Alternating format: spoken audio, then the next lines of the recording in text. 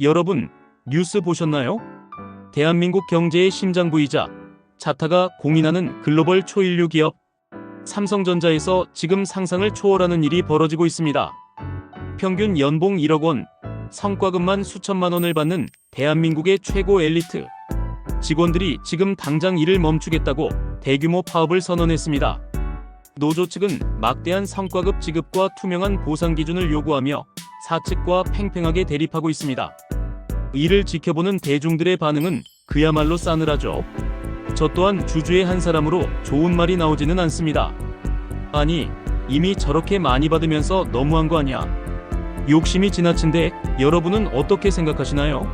하지만 오늘 이 영상을 끝까지 보신다면 여러분은 단순한 임금 갈등을 넘어 우리의 일자리를 통째로 집어삼킬 수 있는 소름 돋는 진실과 마주하게 될 겁니다.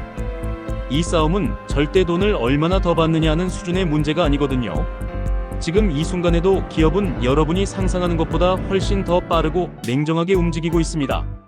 오늘 영상에서는 언론이 감추고 있는 삼성전자 파업 사태에 숨겨진 진짜 의도와 다가올 미래의 끔찍한 구조조정 시나리오를 낱낱이 파헤쳐볼까 합니다. 우리 아이들의 일자리가 없어질 수 있습니다. 자, 먼저 현 사태의 본질을 정확하게 짚어보겠습니다. 현재 삼성전자 노조가 요구하는 핵심은 명확합니다. OPI 즉 초과이익 성과급 지급 기준의 투명화, 그리고 실적에 상응하는 파격적인 보상입니다. 노조가 요구하는 전체 성과급과 복지 개선, 예산을 합치면 무려 수십조 원 규모에 달한다는 분석까지 나오고 있습니다. 노조 측의 입장은 매우 당당합니다. 회사가 글로벌 위기 속에서도 역대급 실적을 낼 수 있었던 것은 결국 현장에서 밤낮 없이 일한 노동자들의 헌신 덕분이라는 거죠. 따라서 정당한 몫을 나누어 달라는 겁니다. 하지만 사측의 입장은 또 다릅니다. 글로벌 시장에서의 경쟁은 나날이 치열해지고 있기에 그건 안 된다는 겁니다. 특히 파운드리 분야에서 대만의 TSMC가 맹추격을 하고 있고 메모리 반도체 시장에서도 경쟁사들의 기술력이 턱 밑까지 쫓아온 상황인데, 이런 상황에서 막대한 인건비 지출은 결국 기업의 연구개발 R&D 투자 비용을 갉아먹고 장기적으로는 삼성전자의 초격차 경쟁력을 무너뜨릴 수 있다는 겁니다. 여기서 첫 번째 논란의 핵심이 등장합니다. 고연봉을 받는 대기업 직원들이 배부른 소리를 한다는 대중의 시선과 그만큼의 성과를 냈으니 당연한 권리다라는 노동계의 주장이 팽팽히 맞서고 있습니다. 하지만 우리가 진짜 집중해야 할 것은 이 논쟁 자체가 아닙니다. 바로 기업이 이 위기를 어떻게 돌파할 것인가 하는 점입니다. 여러분, 기업이 직원의 파업이나 인건비 상승 같은 노무 리스크에 부딪혔을 때 가장 먼저 꺼내드는 카드가 무엇인지 아시나요? 바로 자동화와 무인화입니다. 이미 삼성전자는 수년 전부터 2030년까지 주요 생산 기지를 AI 기반의 완전 자율 공장으로 전환하겠다는 청사진을 공식적으로 발표한 바 있습니다. 최근 1분기 영업이익이 57조 원을 넘어서며 막대한 현금, 동원력을 보여준 삼성전자는 이 자금을 바탕으로 로봇과 AI 기술에 천문학적인 투자를 단행하고 있습니다. 공장 내부를 상상해보세요. 과거에는 수백 명의 숙련된 근로자들이 방진복을 입고 먼지 한 톨 없는 클린룸에서 부품을 조립하고 검사했습니다. 하지만 지금은 다릅니다. 고도의 정밀도를 자랑하는 AI 로봇팔이 사람보다 훨씬 더 정확하고 빠른 속도로 작업을 수행합니다. 게다가 로봇은 불평도 하지 않고 파업도 하지 않으며 성과급을 달라고 요구하지도 않습니다. 만약 파업이 장기화되어 생산 라인에 차질이 생기고 막대한 경제적 손실이 발생한다면 삼성전자 경영진은 어떤 결정을 내릴까요? 당연히 사람에 대한 의존도를 낮추고 로봇과 자동화, 설비의 도입 속도를 예상보다 훨씬 더 앞당기게 될 것입니다. 이는 결국 무엇을 의미할까요? 여러분, 이제 제가 오늘 말씀드리고 싶은 진짜 핵심을 이야기해 볼게요.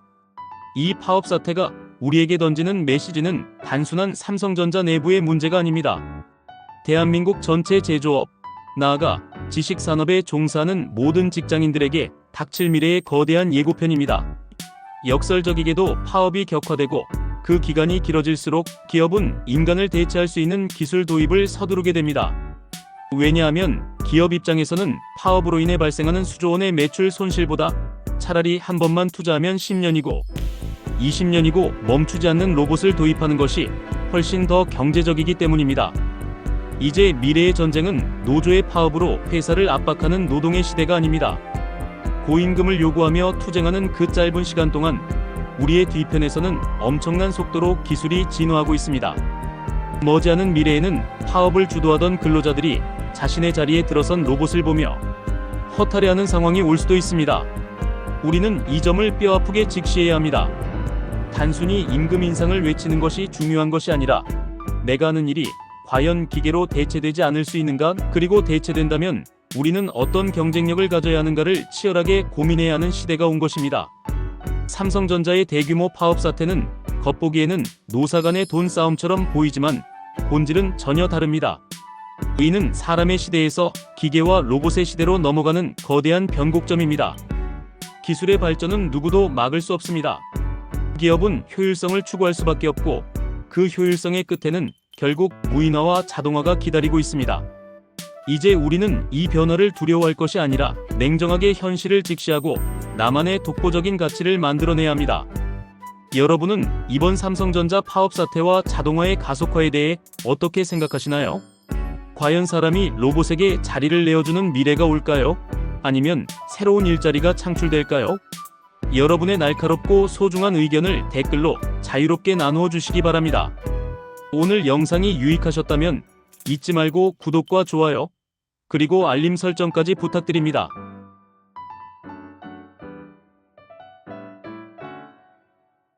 감사합니다.